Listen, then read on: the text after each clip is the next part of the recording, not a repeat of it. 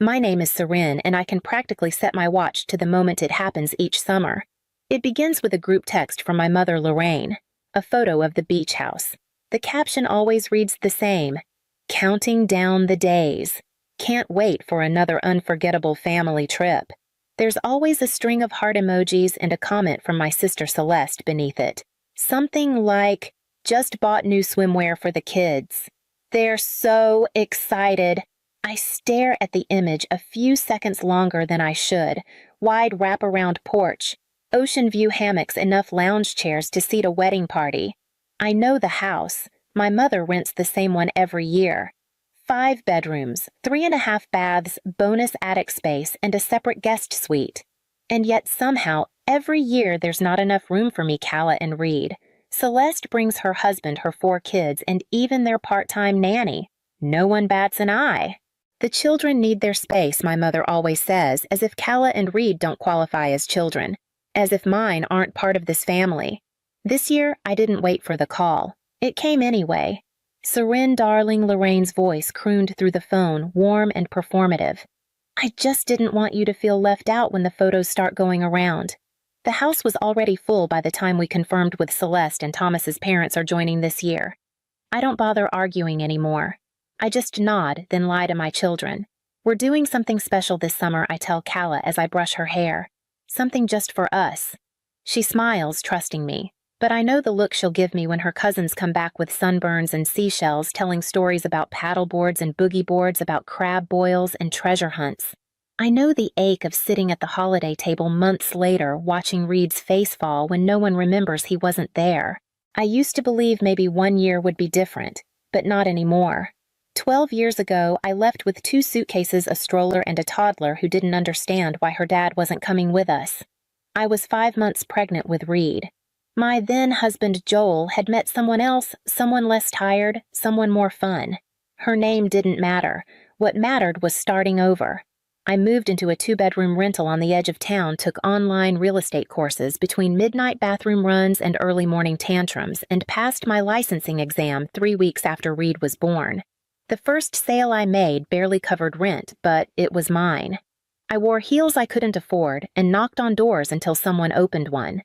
Meanwhile, Celeste hosted brunches. She and Thomas bought a colonial in a gated neighborhood, hosted charity galas, and made Christmas cards that looked like magazine covers. People called her radiant. My mother called her the golden thread that holds us all together.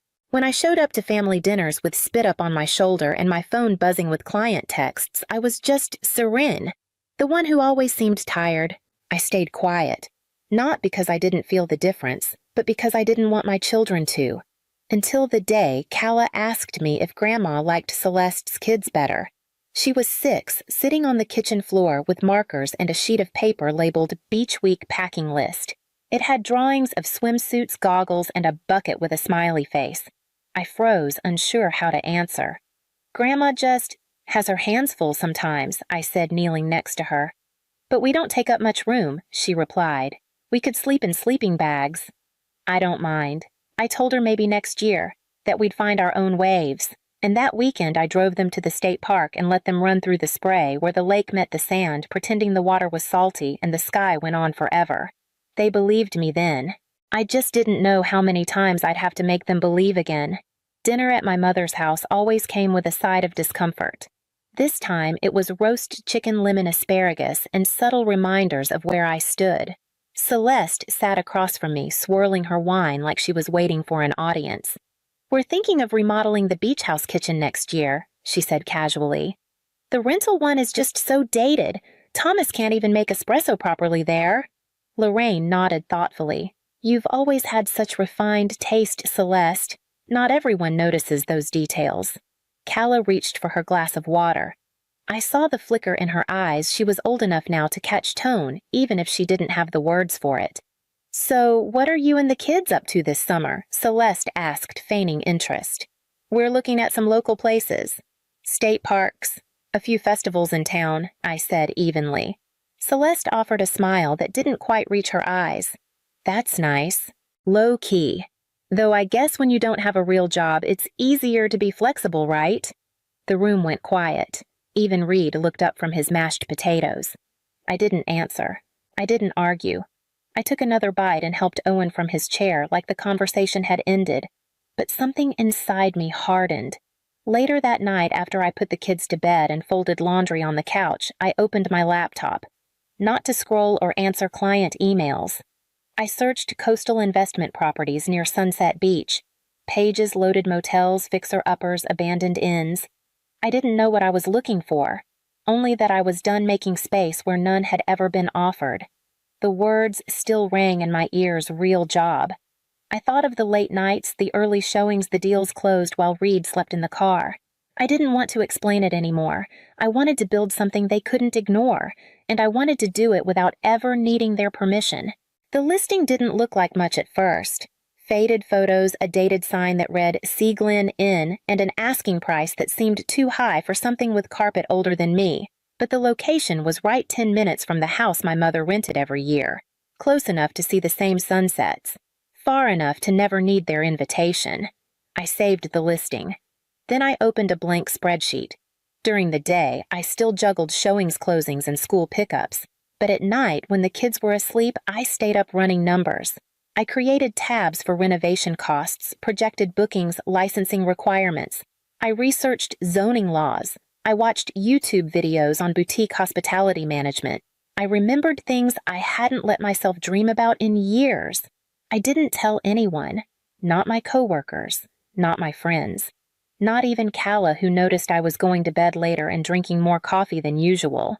One evening, I sketched out a layout for a 2-bedroom suite, a bunk room for kids, built-in shelves for books and board games, a large window overlooking the ocean. I labeled it Family Suite, Calla and Reed, and highlighted the title in yellow. Just seeing their names there on something made me feel like I was building more than a business. I was building proof that we belonged. I reached out to a former client who now ran a construction company, asked for a rough estimate, then to a lender I trusted. Quietly, carefully, I began threading pieces together. There were moments of doubt, usually after midnight, staring at risk projections. But the ache of all those summers past was louder than my fear. By the end of the month, I had a full proposal. No one clapped. No one said they were proud. But I looked at that plan and saw my kids' names at the center of something that couldn't be taken away. We visited the property on a gray Saturday in February. I told the kids we were going to look at something special but didn't explain further. The parking lot was cracked, the paint on the siding curled at the corners, and the front sign hung slightly crooked. Reed scrunched his nose. "It smells old," he said, "like Grandma's attic." I smiled. It's not what it is that matters. It's what it could be. Inside, the air was cold and stale. The furniture looked like it had been picked from a garage sale 20 years ago. But when I pushed open the doors to the deck, the view stole their breath. A wide stretch of empty beach waves crashing in rhythmic bursts, a quiet horizon that didn't judge or exclude. Calla stood quietly beside me. "We get to come here," I nodded.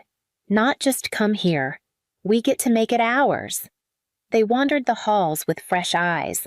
Reed decided one room should be ocean-themed with murals of whales and jellyfish.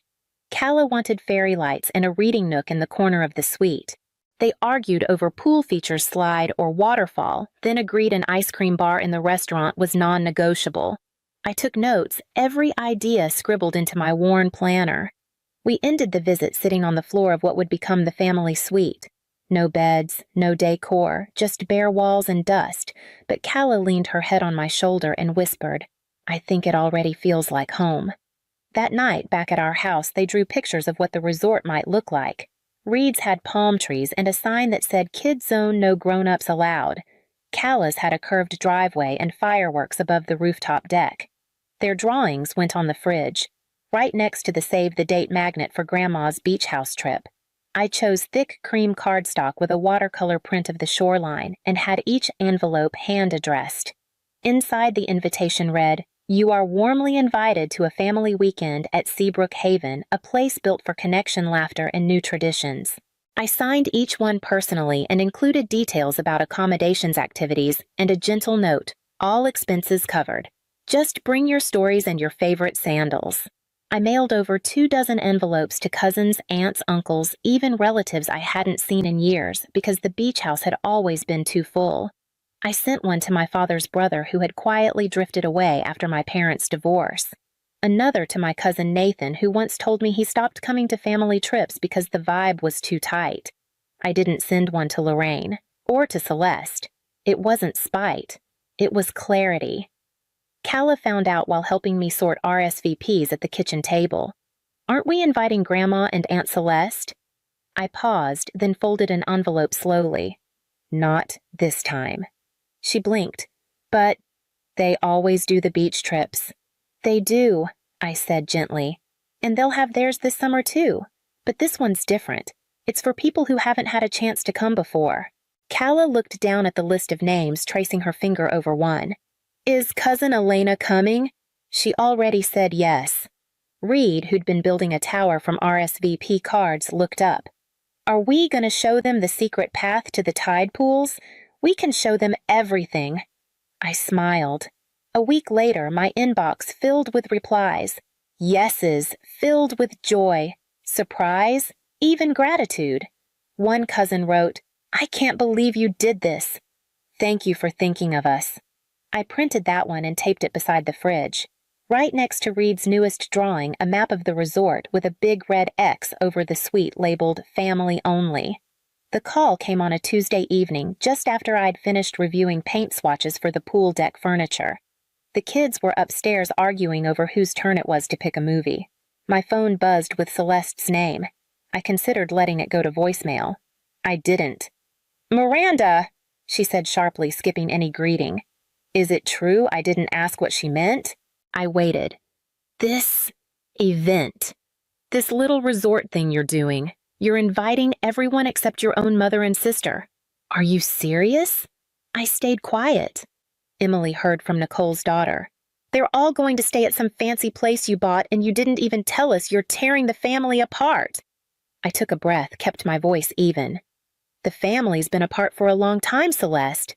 You just never noticed." "That's not fair," she snapped. "You could have come to the beach house if you'd made more of an effort.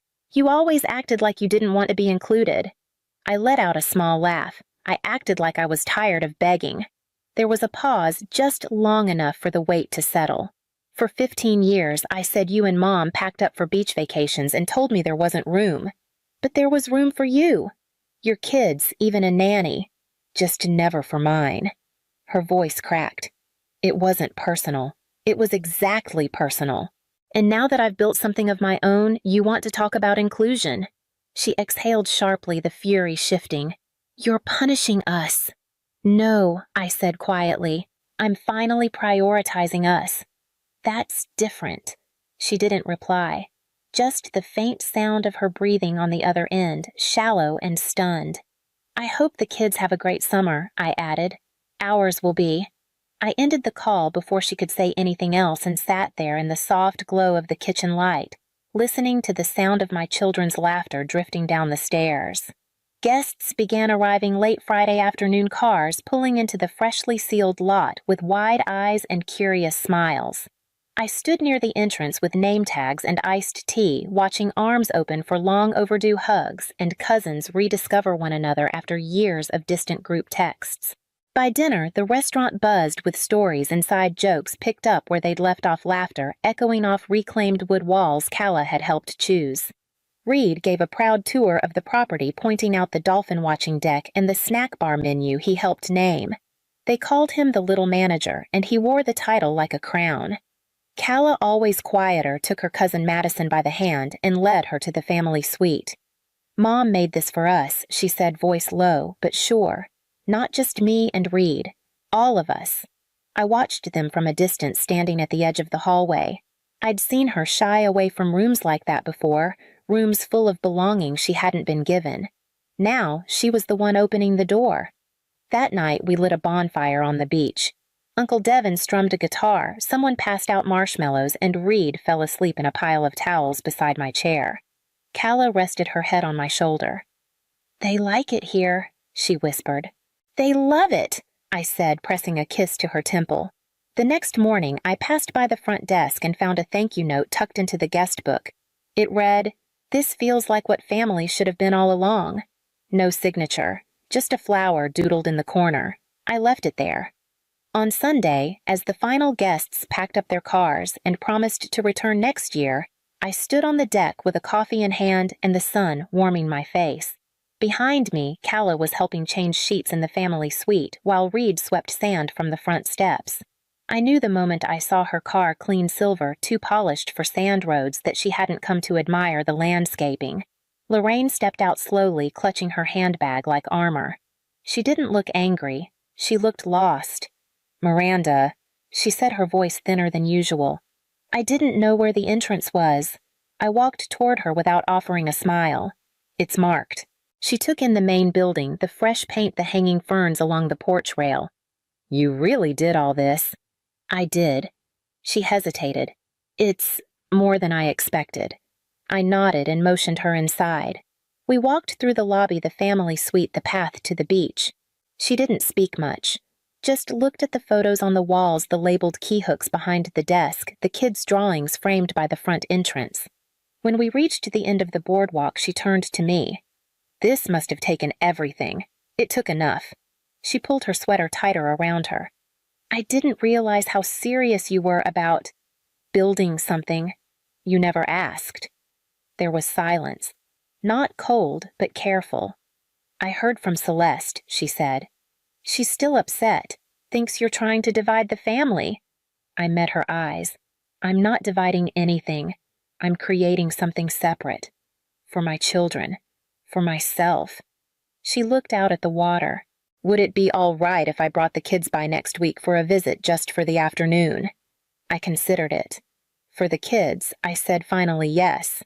But not as a guest of honor. Not this time. She nodded once, and for a moment her gaze softened. I walked her back to the car, and as she pulled away, Reed came running down the boardwalk barefoot and breathless. "Mom, Calla says we need your opinion on the new porch pillows." Emily, Celeste's oldest, asked if she could work at the resort the following summer.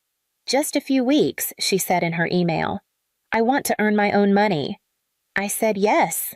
She folded towels, refilled snack stations, and wiped down pool chairs with more focus than I expected. When she left, she gave me a hug and said, "This place feels different. In a good way." Lorraine began stopping by every few weeks during her own beach visits. She brought cookies once, sat quietly on the porch another time, but never offered advice or opinions. For the first time, she entered a space I built without trying to rearrange it. I spent more mornings with coffee in hand, more evenings watching Reed chase sand crabs while Calla read with her feet buried in warm dunes. The business stabilized, staff settled in, and for once I wasn't waiting for the next blow. The family suite became the most requested room on the property, always booked, always buzzing. We started calling it the strong room among ourselves, not because it was the biggest or fanciest, but because it held everything they said we never had. The email came in mid-June. Celeste wrote that their usual beach house fell through and the kids were hoping to finally see what all the fuss was about. She asked if I had anything available, even just for a few nights. I read it twice. Then I clicked reply. "Hi, Celeste.